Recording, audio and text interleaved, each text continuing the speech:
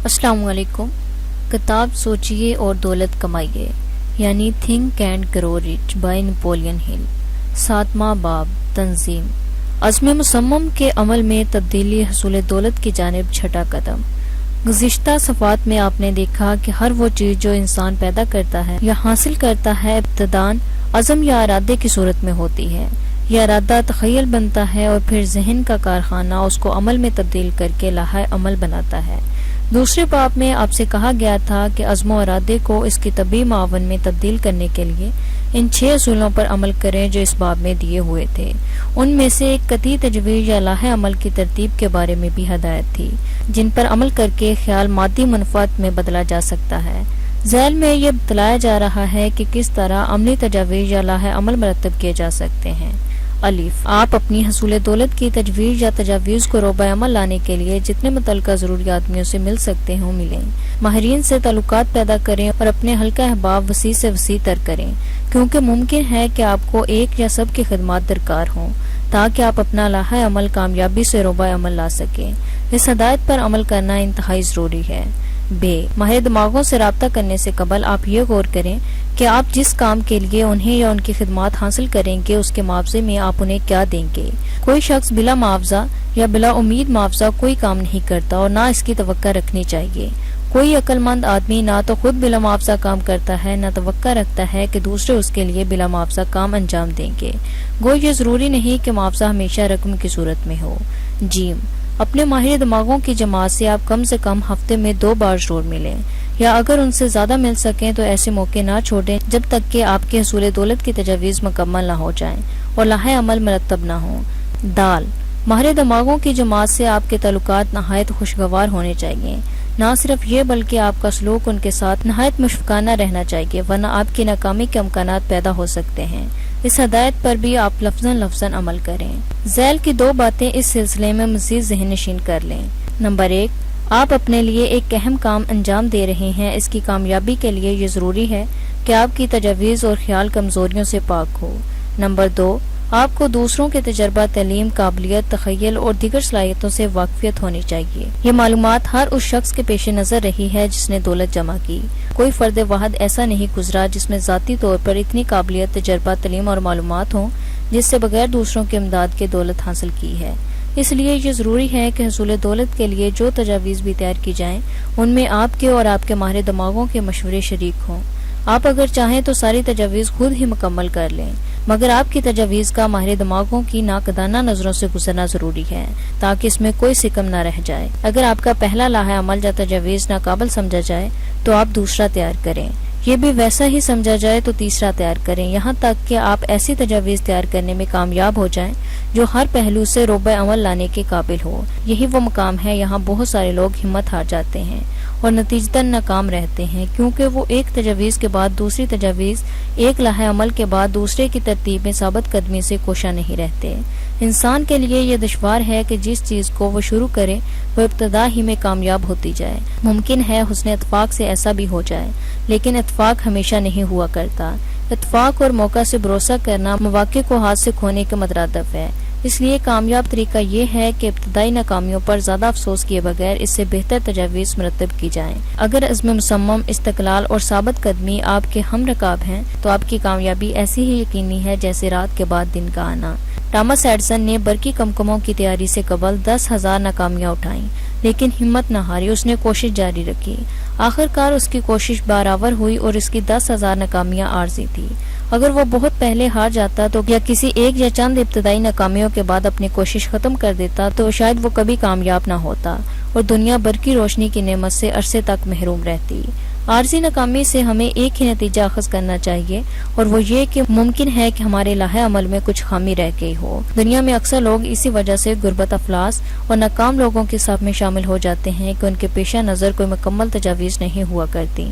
Henry Ford دنیا کا دولت مند ترین انسان اس لیے نہیں بنا کہ اس کی ذہنی قابلیت دوسروں کے مقابلے میں بہت اعلیٰ تھی، بلکہ اس لیے دولت اس کی طرف کھینچی چلی آتی تھی کہ دولت کمانے کے لیے اس کی تجاویز اور جو لاہے عمل اس نے مرتب کیا تھا وہ ہر پہلو سے مکمل تھا۔ ہنری فورڈ کے مقابلے میں ہزاروں لاکھوں آدمی ایسے دیکھے جا سکتے ہیں جو اس سے کہیں زیادہ تعلیم یافتہ، قابل ترین اور ذہین ہیں، لیکن وہ غریب ہیں اور افلاس میں زندگی کے دن گزار رہے ہیں۔ اگر ان کے پاس حصول دولت کا کوئی مکمل لائحہ عمل ہوتا تو ان کی زندگیاں کچھ اور ہی ہوتی۔ جس قدر آپ کی تجاویز مکمل اور قابل عمل ہوگی، اسی قدر آپ کی کامیابی یقینی ہوگی۔ یہ بیان حقیقت پر مبنی ہے۔ سہول انسل نے اپنی $10 کروڑ کی دولت کھو دی۔ انسل کو یہ دولت ایک تجویز عمل کرنے سے حاصل ہوئی تھی۔ کساد بازاری کے دور میں انسل اپنی تجاویز بدلنے پر مجبور ہوا۔ اس تبدیلی سے اسے عارضی شکست ہوئی کیونکہ یہ جدید تجویز مکمل نہ ہوئی تھی اور انسل بوڑھا ہو چکا تھا۔ ممکن ہے اس عارضی شکست کو وہ مستقل ناکامی سمجھ لیتا، لیکن یقین کیجئے کہ اس تجربہ کی ناکامی کی وجہ استقلال کے فقدان کے سوا کچھ نہیں تھا، کیونکہ اگر پھر وہ بہتر تجاویز اور مستقل ارادے سے کھوئی ہوئی دولت کو حاصل کرنا چاہے تو کامیابی پھر اس کے قدم چومے گی۔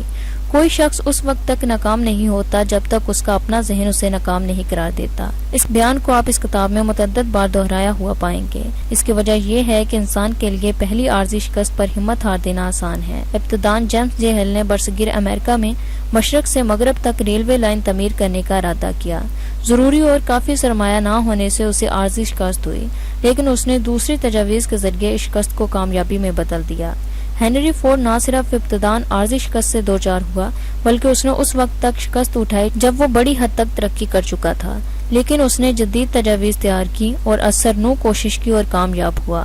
ہم ان لوگوں کی جنہوں نے کثیر مقدار میں دولت کمائی صرف کامیابیاں ہی دیکھتے ہیں، ان کی شکستیں جن پر انہوں نے قابو پا کر ان کو نیچا دکھایا انہیں نہیں دیکھتے۔ دنیا میں کوئی شخص عارضی شکستوں سے دوچار ہو کر اس پر دوبارہ پائے بغیر کامیاب نہ ہوا، نہ اس نے دولت جمع کی۔ اگر آپ نے کسی وقت شکست کھائی تو سمجھ لیجئے یہ شکست یہ ظاہر کرتی ہے کہ آپ کے لائحہ عمل میں کچھ خامی رہ گئی ہے۔ اپنی تجاویز کو پھر سے جا پہنچے، اس خامی کو دور کیجئے، نیا اور زیادہ مکمل لائحہ عمل تیار کیجئے۔ آپ اسی طرح اور صرف اسی طرح اپنے مقصد میں کامیاب ہو سکتے ہیں۔ اگر آپ نے اپنے مقصد کے حصول سے قبل اپنے عزم کا تعاقب چھوڑ دیا تو یاد رکھیے اپنی حقیقت کے مقابل آنے سے گریز کیا۔ کامیابی دشمن سے گریز کرنے سے حاصل نہیں ہوتی بلکہ اس کے مقابلے سے حاصل ہوتی ہے۔ ذیل کے جملے کو آپ جلی حروف میں لکھ کر ایسی جگہ لٹکائیں یہاں دن رات آپ اسے پڑھ سکیں۔ گریز کرنے والے کامیاب نہیں ہوتے اور کامیاب ہونے والے کبھی گریز نہیں کرتے۔ آپ سونے سے پہلے، جاگنے کے بعد اور کام پر جاتے وقت اس جملے کو پڑھیں اور اپنے آپ کو یقین دلائیں کہ آپ گریز کرنے والوں میں نہیں، آپ میں استقلال اور ثابت قدمی ہے۔ آپ کامیاب ہیں اور کامیاب ہوں گے۔ جب آپ اپنے ماہر دماغوں کی جماعت کا انتخاب کریں تو اس امر کا خیال رکھیں کہ اس جماعت میں کوئی ایسا فرد تو نہیں جو شکست کو بہت زیادہ اہمیت دیتا ہے۔ بعض لوگ یہ سمجھتے ہیں کہ صرف روپے ہی روپے کو کھینچتا ہے، حالانکہ ایسا نہیں ہے، بلکہ عزم مصمم کو ان طریقوں کے ذریعے جن کا ذکر اس کتاب میں ہے دولت میں تبدیل کیا جا سکتا ہے، اور یہی دولت پیدا کرنے کا وہ ذریعہ ہے۔ جو شخص اس کتاب میں دیے ہوئے اصولوں پر عمل نہیں کرتا، اس کے پاس خواہ کتنی ہی دولت ہے، وہ مزید دولت جمع نہ کر سکے گا۔ یہ حقیقت اس لیے بھی قابل قبول ہے کہ اس کتاب میں وہی اصول دیے گئے ہیں جو مختلف دولت مند افراد نے دانستہ یا نادانستہ حصول دولت کے سلسلے میں استعمال کیے ہیں۔ اس میں شک نہیں کہ دولت کی موجودگی سے ان اصولوں پر عمل کرانے میں سہولت ہو سکتی ہے، لیکن دولت حاصل کرنے کے لیے دولت قطعاً درکار نہیں۔ دولت ایک بے جان چیز ہے، وہ نہ تو سوچ سکتی ہے نہ بول سکتی ہے، البتہ وہ صرف اس انسان کی آواز سن سکتی ہے جو حقیقت میں اس کے حاصل کرنے کا خواہاں رہتا ہے۔ خدمات کے فروخت کرنے کی تجاویز کی ترتیب۔ اس باب کا باقی حصہ ان طریقوں کی وضاحت کے لیے وقف کر دیا گیا ہے جو ذاتی خدمات کو اچھے داموں فروخت کرنے میں ممدوح معاون ہو سکتے ہیں۔ اس میں جو معلومات دی گئی ہیں وہ ہر اس شخص کے لیے فائدہ مند ہیں جو اپنی خدمات کسی نہ کسی صورت میں فروخت کرنا چاہتا ہے، لیکن خصوصاً یہ ان کے لیے کارآمد ہیں جو کسی شعبے میں قیادت حاصل کرنا چاہتے ہیں۔ کسی ایسے کام کے لیے جو حصول دولت کے لیے کیا جائے، ایک نہایت فراست برے لائحہ عمل کی تیاری کے لیے نہایت ضروری ہے۔ ذیل میں ذاتی خدمات کی فروخت کے متعلق فراست میں جو طریقہ درج کیا گیا ہے، یہ جاننا ہماری ہمتیں بڑھا دے گا کہ جہاں بھی کثیر مقدار میں دولت جمع ہوئی ہے اس کی ابتدا ذاتی خدمات یا خیالات کی فروخت سے ہوتی ہے۔ سوائے خدمات اور خیالات کے ایک شخص جس کے پاس جائیداد نہ ہو اور دولت کے معاوضے میں کیا دے سکتا ہے؟ عام طور پر دنیا میں دو قسم کے آدمی ہیں، ایک کو رہنما یا لیڈر کہہ سکتے ہیں اور دوسرے کو پیروکار فرما بردار۔ پہلے آپ اس امر کا تصفیہ کریں، آیا آپ رہبر رہنما بننا چاہتے ہیں یا صرف قیادت قبول کر کے اپنے لیڈر کے پیچھے پیچھے چلنا چاہتے ہیں؟ بلحاظ آمدنی ان دونوں میں فرق ہے۔ وہ شخص جو کسی سنت یا کاروبار کی رہنمائی کرنا نہیں چاہتا، بمقابلہ لیڈر یا رہنما کے کم معاوضہ پاتا ہے۔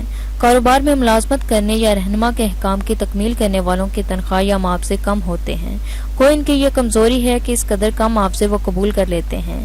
کسی سنت یا کاروبار میں قیادت نہ کرنا کوئی بری بات نہیں، برعکس اس کے یہ کہنا بھی درست نہیں کہ فرما بردار بنے رہنا بھی کوئی خوبی نہیں ہے۔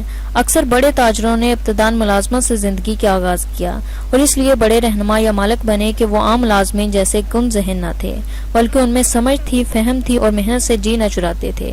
سوائے چند استثنائی صورتوں کے، جو شخص اچھا ملازم نہیں بن سکتا وہ اچھا قائد اور رہنما بھی نہیں بن سکتا۔ ایک شخص جو خوش اسلوبی سے اپنے افسر کے احکام کی تکمیل کرتا ہے، اس کے خود اچھے لیڈر بننے کے امکانات بہت زیادہ ہیں۔ ایک زیادہ سمجھدار اور ہوشیار ملازم کو دیگر فوائد کے ساتھ ساتھ یہ سہولت بھی حاصل رہتی ہے کہ وہ اپنے لیڈر کی ساری خوبیاں اور ساری مفید معلومات حاصل کر سکتا ہے۔ قیادت کی اہم خصوصیات۔ ایک لیڈر یا قائد میں مندرجہ ذیل خوبیاں ہونی چاہیے۔ نمبر 1، ناقابل تسخیر ہمت جو اپنے ذات اور اپنے پیشے کے متعلق مکمل معلومات کی بنا پر حاصل ہوتی ہے۔ کوئی قائد جس میں ہمت اور خود اعتمادی نہ ہو کسی شخص سے اپنی کوئی بات منوا نہیں سکتا۔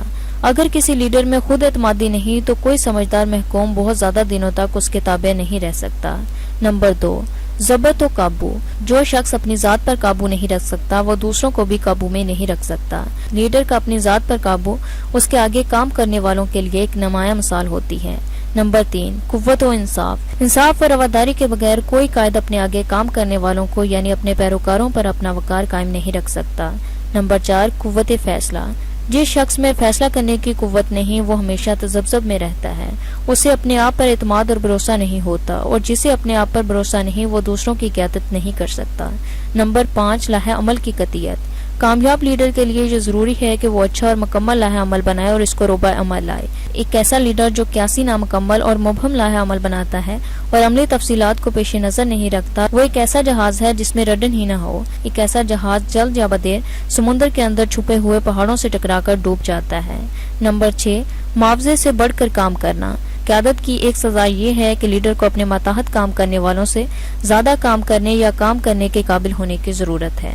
جب تک لیڈر خود اس قابل نہ ہوگا کہ وہ انت تک محنت کر سکے وہ اپنے ماتحت یا اپنے واسطے کام کرنے والے لوگوں کو زیادہ کام کرنے پر مجبور نہیں کر سکے گا، برعکس اس کے کہ اگر وہ خود ہی زیادہ کام کرنے لگے تو اس کے ماتحت کام کرنے والے خود بخود اصرار کریں گے کہ وہ زیادہ کام کریں۔ نمبر 7، ایک قابل احترام شخصیت۔ سست اور بے پرواہ اور کاہل وجود شخص قیادت نہیں کر سکتا۔ قیادت تعظیم چاہتی ہے لیکن کسی قائد کی اس وقت تک تعظیم نہیں کی جا سکتی جب تک کہ ہر پہلو سے اس کی شخصیت قابل احترام نہ ہو۔ نمبر 8، ہمدردی اور دوسروں کی دشواریوں کا احساس۔ ایک کامیاب قائد کو اپنے ماتحت افراد سے ہمدردی ہونی چاہیے اور ان کی مشکلات اور دشواریاں اور ان کے مسائل سے واقف ہونا چاہیے تاکہ اس کے ماتحت کام کرنے والے اس کو غم خوار سمجھیں۔ نمبر 9، تفصیلات پر حاوی ہونا۔ کامیاب قائد کا اپنی قیادت اور مقام کے متعلق ساری تفصیلات سے واقف ہونا لازمی ہے۔ نمبر 10، ہر قسم کی ذمہ داری قبول کرنے کی آمادگی۔ ایک لیڈر کو اپنے محکومین اور ماتحت افراد کی ہر چھوٹی بڑی غلطی کی ذمہ داری قبول کرنے کے لیے ہمیشہ آمادہ اور تیار رہنا چاہیے۔ اگر اس میں ذمہ داری سے بچنے، گریز کرنے یا دوسروں پر ڈالنے کی عادت ہو تو وہ زیادہ دنوں تک لیڈر نہیں رہ سکتا۔ اگر یہ غلطی کسی ماتحت کی نااہلی کی وجہ سے ہوئی ہے تو یہ ناکامی قائد کی ہے، نہ کہ اس شخص کی جس کو اس نے اپنے تحت کام کرنے کے لیے منتخب کیا اور اس کی صحیح رہنمائی نہیں کی۔ نمبر 11، تعاون۔ کامیاب لیڈر کو تعاون کے اصول سے واقف ہونا اور اپنے ماتحت سے اس پر عمل کروانے کے قابل ہونا چاہیے۔ قیادت کے لیے قوت درکار ہے اور قوت تعاون عمل سے حاصل ہوتی ہے۔ قیادت کی قسمیں۔ قیادت کی 2 قسمیں ہیں۔ پہلی قسم جو زیادہ مؤثر اور دیر تک قائم رہتی ہے وہ محکومین کی ہمدردی اور اعماد سے قائم ہوتی ہے۔ دوسری قوت اور اقتدار کے بھروسے سے قیادت۔ تاریخ میں ایسی مثالوں کی کمی نہیں جس سے پتہ چلتا ہے کہ قوت کے بھروسے پر قائم ہونے والی قیادت بہت جلد ختم ہو جاتی ہے۔ امریت کا اختتام اور بادشاہوں کا زوال یہ ایسے واقعات ہیں جن میں قیادت کا قیام صرف عارضی قوت اور اقتدار کے بنا پر عمل میں آیا تھا۔ اس سے معلوم ہوتا ہے کہ زبردستی کی حکومت لامتناہی مدت تک جاری نہیں رہ سکتی۔ حالیہ قیادتیں۔ دنیا اب ایک ایسے دور میں داخل ہوئی ہے جس میں حاکم و محکوم، قائد اور مقتدی کے تعلقات پہلے کی طرح قائم نہیں رہ سکتے۔ آج کاروبار اور صنعت میں نئی قسم کی قیادت درکار ہے۔ گزشتہ دور کی قیادت جو قوت کی تھی اس کے لیے اب کوئی جگہ نہیں۔ یا تو قدیم قائدوں اور رہنماؤں کو نئے طریقے سیکھنے ہوں گے یا انہیں اپنی قیادت سے ہاتھ اٹھانا پڑے گا۔ آج قیادت قوت سے نہیں بلکہ تعاون سے قائم ہوگی۔ یہ قیادت پہلی قسم کی قیادت کے مقابلے میں زیادہ عرصہ تک قائم رہے گی، اور آج کے زمانے کا رجحان بھی یہی ہے۔ مزدور اور اجر کے تعلقات یا حاکم اور محکوم کے تعلقات آئندہ اصول باہمی تعاون سے متعین ہوں گے، جن کی بنیاد منافع کے مساوانہ تقسیم پر ہوگی۔ مستقل میں مزدور اور اجر بحیثیت حصہ دار اور شریک کام کریں گے، نہ کہ بحیثیت حاکم اور محکوم۔ قیادت بقوت، نپولین، کیسر ولیم، زار روس اور شاہ اسپین قیادت بقوت کی مثالیں تھیں۔ ان کی قیادت ختم ہو گئی۔ اسی قسم کے بعض لوگ امریکہ کے کاروبار اور تجارت میں تھے، انہیں بھی اس قسم کی قیادت کو ترک کرنا پڑا، کیونکہ اب دنیا میں قیادت با تعاون اور قیادت با مصلحت ہی قائم رہ سکے گی۔ لوگ کچھ دنوں تک تو قیادت با قوت یا امریت برداشت کر سکتے ہیں، لیکن اسے دل سے پسند نہیں کرتے۔ قیادت کی اس نئی قسم کے لیے اس باب میں دی ہوئی ان 11 خوبیوں کا کسی قائد میں ہونا ضروری ہے۔ جو شخص یہ 11 اوصاف اپنے اندر پیدا کرے یا ان کو پیش نظر رکھ کر عمل کرے، وہ اپنی زندگی کے ہر شعبے کی کامیاب قیادت کر سکتا ہے۔ اقتصاد بازاری کی مدت میں اسی وجہ سے طوالت ہوئی کہ دنیا کو نئی قسم کی قیادت کا علم نہ تھا۔ اقتصاد بازاری کے دور کے اختتام پر جدید قیادت کی مانگ بڑھ گئی، لیکن ایسے قائدین کی کمی ہے۔ آج ایسے لوگوں کی ضرورت ہے جو اس باب میں دیے ہوئے قیادت کے جدید اصولوں کو پورے طور پر استعمال کر سکتے ہوں۔ تو وقت یہ کہ اس قسم کے نئے قائد میدان میں آئیں۔ قدیم قائدین کو اپنی اصلاح کرنی ہوگی۔ قیادت کی ناکامی کے 10 اسباب۔ جس طرح یہ جاننا ضروری ہے کہ اچھے اور کامیاب قائد کے لیے کن خصوصیت کی ضرورت ہوتی ہے، اسی طرح یہ بھی جاننا ضروری ہے کہ کامیاب قائدین کو کن امور سے اختراع برتنا چاہیے۔ ناکام اور نااہل قائدین کو ناکامی کے اسباب ذیل میں دیے جا رہے ہیں۔ آپ ان کا مطالعہ کریں اور دیکھیں آیا واقعی ان میں جو کمزوری ہے آپ میں تو کوئی نہیں۔ نمبر 1، تفصیلات کو تنظیم دینے کی نااہلیت۔ مؤثر اور اچھی قیادت کے لیے تفصیلات سے واقفیت اور ان کو تنظیم دینے کی قابلیت نہایت ضروری ہے۔ ہر حقیقی قائد کو اس کام کے لیے ہمیشہ تیار رہنا چاہیے جو اس کی قیادت کے لیے ضروری ہے، یعنی بحیثیت قائد اچھی طرح یہ کام کرنا چاہیے۔ کوئی شخص خواہ قائد ہو یا محکوم، اگر یہ ظاہر کرے کہ اسے اپنی تجاویز کی اصلاح کرنے یا ضرورتاً اسے تبدیل کرنے کی ضرورت نہیں، یا ناگزیر حالات میں بھی وہ اپنی توجہ اپنے کام سے ہٹا نہیں سکتا، تو سمجھیے وہ اپنی نااہلیت کا اعتراف کر رہا ہے۔ ایک کامیاب لیڈر کو اپنی قیادت کے متعلق ساری جزیات اور تفصیلات سے واقف رہنا چاہیے، جس کی یہ معنی ہے کہ اچھے لیڈر کو چاہیے کہ وہ اپنے محتاطوں کی ساری جزیات سے واقف رہے۔ نمبر 2، معمولی یا چھوٹے کام کرنے سے گریز یا ناپسندگی۔ بڑے رہنما ضروریات پیش آنے پر وہ کام کرنے کے لیے تیار ہو جاتے ہیں، بظاہر ان کی شان کے شایان نشان نہیں ہوتا، کیونکہ انہیں معلوم ہے جب تک وہ خود معمولی سے کام کرنے کو عجیب نہیں سمجھتے، وہ اپنے پیروکاروں یا اپنے محتاطوں کو وہ کام کرنے کا نہیں کہہ سکتے۔ نمبر 3، کام کرنے سے زیادہ کام کرنے کی قابلیت کے لحاظ سے تنخواہ یا معاوضے کی توقع رکھنا۔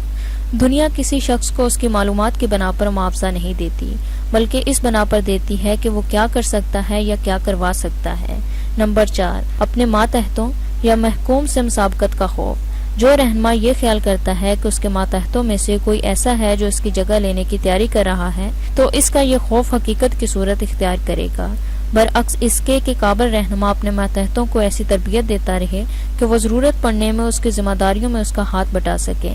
صرف یہی ایک طریقہ ہے ایک اچھے لیڈر کا جو اپنے جیسے سینکڑوں لیڈر تیار کر سکتا ہے، اور وہ بجائے ایک جگہ سارا وقت دینے کے متعدد صنعتوں اور تجارتی اداروں کی نگرانی کے فرائض انجام دے سکتا ہے، اور اس طرح ایک وقت میں وہ ایک سے زیادہ چیزوں پر توجہ دے سکتا ہے۔ یہ ایک حقیقت ہے کہ بعض لوگ خود کام کرنے سے زیادہ دوسروں سے کام لینے کی قابلیت کی بنا پر زیادہ معاوضہ پاتے ہیں۔ ایک واقعی طور پر قابل اور اچھی کارکردگی کا مالک رہنا اچھی شخصیت کی جاذبیت اور کارروائی کی بنا پر دوسروں کی کارکردگی میں 4 چاند لگا سکتا ہے، انہیں زیادہ اور بہتر کام کی ترغیب دے سکتا ہے، اور ان کی رہنمائی اور ہدایت کے بغیر وہ سر انجام نہیں دے سکتے۔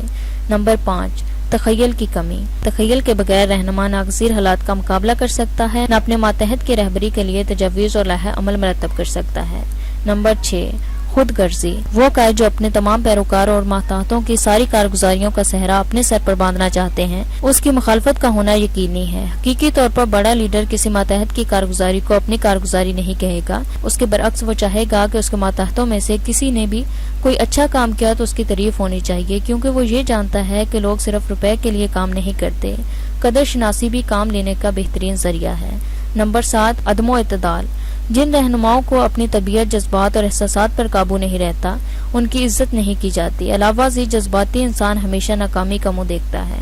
نمبر 8، بے وفائی۔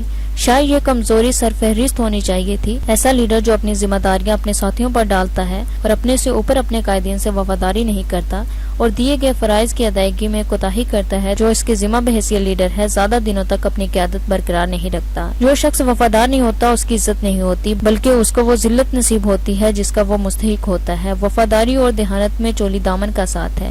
جو شخص وفادار نہیں وہ دیانت دار نہیں، اور جو دیانت دار نہیں وہ کسی شعبہ زندگی میں کامیاب نہیں ہو سکتا۔ نمبر 9، قیادت کے اقتدار پر اصرار۔ اچھا قائد اپنے ماتحتوں میں اپنا اقتدار جتا کر یا اس کا خوف دلا کر قیادت نہیں کرتا، بلکہ وہ اپنے ماتحتوں کے دل میں ہمت افزائی اور تعاون کے جذبات پیدا کر کے رہنمائی کرتا ہے۔ ایسا قائد جو اپنی قیادت اقتدار کی بنا پر سنبھالے رکھتا ہے، وہ قیادت قوت کے زمرے میں شامل ہو جاتا ہے۔ اگر قائد حقیقی قائد ہے تو اسے اپنے بارے میں اشتہار دینے کی ضرورت نہیں، بلکہ وہ اپنے سلوک اور برتاؤ سے دوسروں کو اپنی طرف متوجہ رکھ سکتا ہے، اور اگر اس میں انصاف پسندی، قدر شناسی، ہمدردی اور دوسروں کی مشکلات کا احساس ہے تو لوگ اسے خود بخود اپنا قائد مانیں گے، اس کی رہنمائی میں اپنی ذمہ داریوں سے عہدہ برا ہونے پر خوش ہوں گے۔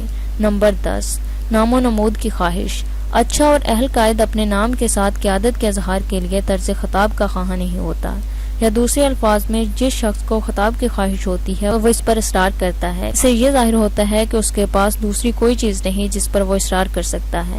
اپنے آپ کو آمر، جنرل، مینیجر یا اس قسم کے نام سے پکارے جانے پر دوسروں کو مجبور کرنے والا شخص ناکام رہتا ہے۔ آدمی کو نام سے زیادہ کام پر اصرار کرنا چاہیے۔ اچھے قائد کا دروازہ اس سے استفادہ کرنے والوں کے لیے ہمیشہ کھلا رہتا ہے، اس سے ملنے کے لیے لوگوں کو مشکلات نہ اٹھانی پڑتی۔ مندرجہ بالا اسباب کسی لیڈر کی ناکامی کا باعث ہوتے ہیں، ان میں سے کوئی ایک سبب بھی ناکام کرنے کے لیے کافی ہے۔ اس فہرست کا آپ خود مطالعہ کریں، اور اگر آپ کو واقعی رہنمائی کرنی ہے تو ان کمزوریوں سے بچیں۔ شکریہ۔